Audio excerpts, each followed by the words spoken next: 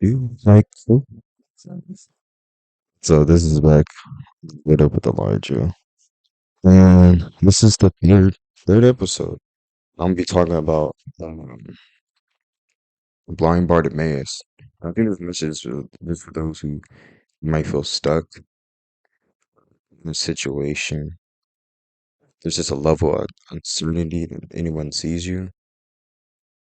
Yeah, I think that's what. That's what. um. So it takes place in Mark 10, verse 46. If y'all want to go there and like read along, everything. But I'm just gonna basically just be talking about it and just share my own thoughts, I guess it would be. Yeah. So in verse 46, it said that they came to Jericho as Jesus and his disciples, together with a large crowd, were leaving the city. A blind man, Bartimaeus, which means son of Timaeus, was sitting by the roadside begging. So we see that Bartimaeus, he was branded because he was blind, broke, and a beggar. He was also branded by his connectivity to his father, because Bartimaeus, son of Timaeus, means that he was junior, and Timaeus in Aramaic means that he was unclean. He was unclean junior. Just know if I look down, it's because I got my notes right here, as I'm like reading along too. So he was unclean junior. So he was branded because maybe what his father had done. In that same way, you might feel branded too because maybe close connectivity of like a family member or someone you know, they did something, or even that you brand yourself sometimes, or giving yourself a title. Can I just encourage you that the only title that you're given, that God only sees you, it's a son and daughter. He doesn't see you, or whatever the title branded that the world may give you and everything. Can you see how in the story with the woman, the issue of blood, everybody, she was the woman with the issue of blood. And the moment that she touched the hem of his garment, he was healed. And Jesus was like, who touched me and everything? Because power left me. And she raised her hand and basically said, like, it's me. He said, daughter. He didn't say, woman with the issue of blood. Why did you touch me? He said, no, daughter. In that same way, no matter how many like mistakes you made or how far you've strayed away from God, or even if you don't believe in God, he still sees you as a son and daughter, and he wants to seek you. So you see that he was also just on the roadside. 20 million people were there by then because they were passing overhead to Jerusalem for the Passover. But here's Bartimaeus that's stuck in a situation that he's stuck. And sometimes you can even feel stuck too and wonder if anybody ever sees you or if even God sees you in these moments. He does. He definitely does. I'm gonna say that. And we see that just going over in verse 47, we see that when he heard that it was Jesus of Nazareth, he began to shout, Jesus, son of David, have mercy on me. The verb tense wasn't mean that he wasn't just saying it once, like Jesus, son of David, like have mercy on me. Like he didn't just say it once. He was saying it over and over and over again. He's actually screaming it and shouting it actually. And like he's like shouting it like loud. I can only just imagine because I like visualize it like I can just only imagine. We see how complete of persistence by Bartimaeus in that moment. He he was desired. He was hungry for change. He wanted Jesus more than anyone else. Again, there was 20 million people there. So I mean, the disciples and Jesus are crowded,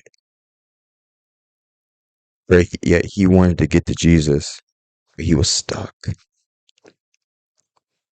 But also, let me just teach for y'all a second. So the title that he gave Jesus, he said, Jesus, son of David.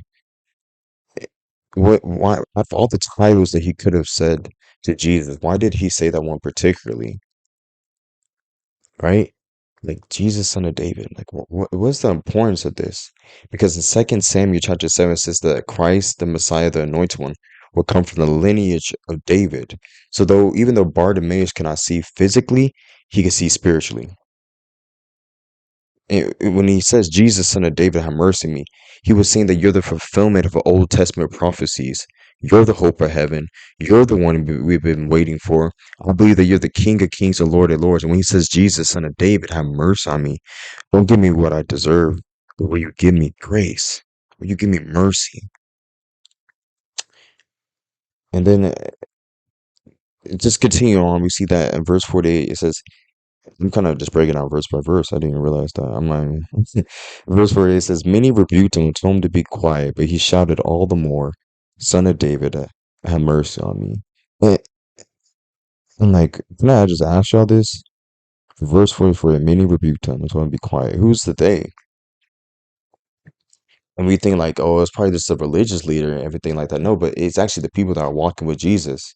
It doesn't say for sure if it was the disciples or not, but you have to understand that by this time Jesus was so famous and well known that even after 3.5 years of public ministry, a chronological order was getting ready to take place. So Jesus, he's heading to um he's heading to the cross. He's heading to the cross. That's crazy. And this he's really getting ready to head to the cross.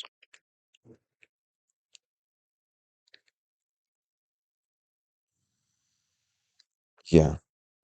Sent to Jerusalem, that's where he would take the Last Supper. He would cross the Crimson Valley and go into the Garden of the Gethsemane and pray a rose prayer. The Lord, not my will, but thine be done. Betrayed by Judas Iscariot for 30 pieces of sugar. Simon Peter goes like complete gangster, cuts off this dude's ear. Jesus picks up this ear, puts it back on this dude's head. He would go through an unlawful trial, nailed to a cross, blaspheme, curse, died, borrowed tomb back from the dead. And at this moment, the people that are walking with Jesus look at this man, and in the way that it says that they rebuked him in the old language, the word rebuke is a very strong term. Like it's visceral. It's a place of anger and frustration. And then there's people in the moment, the people that are walking with Jesus, here Bartimeaus saying, Jesus, son of David, have mercy on me. Jesus, son of David, have mercy on me. Jesus, son of David, on me. And they look at the man that needs healing and says, basically says, shut up. Like, bro, like, he don't want anything to do with you. Like, in that moment,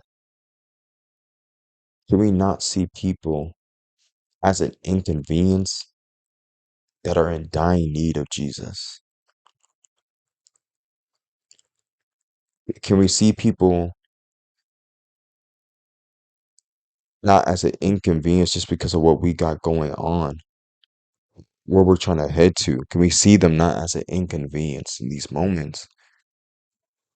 And can I not see people the way that my flesh wants to see people? But Lord, open the eyes of my heart so I can see people the way that you see people. That we can start seeing them that are not in the stuck place or the stuck space. We can see them in the potential that they could be. And to someone that feels stuck, I need you to know that Jesus doesn't love you when you once you get your stuff together. He loves you right in the stuck space, in the stuck place. He sees you and he's always going to be for you.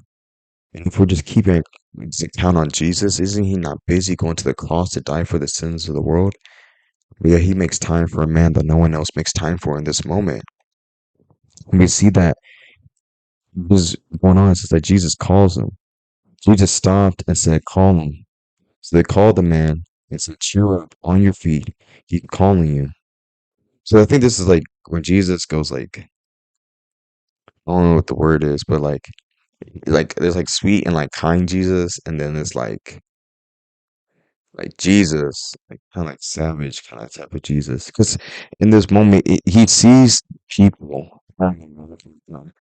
He sees what they did and heard what they said. But we see to the people that told this man, told Bartimaeus, like, shut up. He don't want anything. He don't want anything to do with you, man. Jesus was like, come here, let me holler at you for a second. Let me holler at you for a second. Because um, you're gonna go over there and tell him you want to talk to him. And the people were just like, dang, hey, Bartimaeus, what I was trying to say was,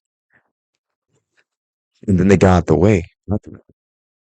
And when he called him, I think it's very easy. I think it's very interesting because in verse 50 it says, throwing his cloak aside, he jumped to his feet and came to Jesus. Why would he leave his cloak aside? Because he's a beggar, he's a homeless. So and he's blind. So if you cloak would most likely had all of his stuff with him, but he left it and ran to Jesus. Sometimes when God's calling to you, calling you for something greater, you have to leave the old behind you. You see what I'm saying? Sometimes with the calling that Jesus has for your life, where he's trying to take you next, you have to leave something behind that can't go with you in this next journey. I think that's very important that we all see that as well. And yeah, basically we see that he says what Jesus says, like, what do you want me to do for you? And he asked him, the blind man said, Rabbi, I want to see. Jesus said, go, faith has healed you. And immediately he received his sight and followed Jesus along the road. So when you're in the stuck space or the stuck place, and Jesus is finally calling you, and you're wondering, and he might be asking, what can he do for you? Maybe he already told you what he already has for you, or he wants you to do. You're not ready to leave all behind you, which you can't take with you. Whether it's friends, family, loved ones, a sin, or materialistic things, sometimes, ooh, I can't even talk about that in the podcast because I'm gonna do that for another time. But are you gonna hold on to the temporary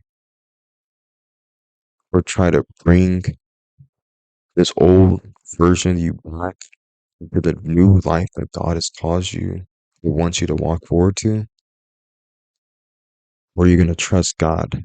His plans, word, will, and way are so much better than yours. No eye has seen or ear has seen, heard beautiful promises of God, what He has for you. Plans to prosper you, not to harm you, to give you a hope in the future in the midst of the darkness. And I think that's just it right there. That's good. All right. Hope you enjoy this video. I'm tired. I got to hit the gym tomorrow. But y'all have a good one.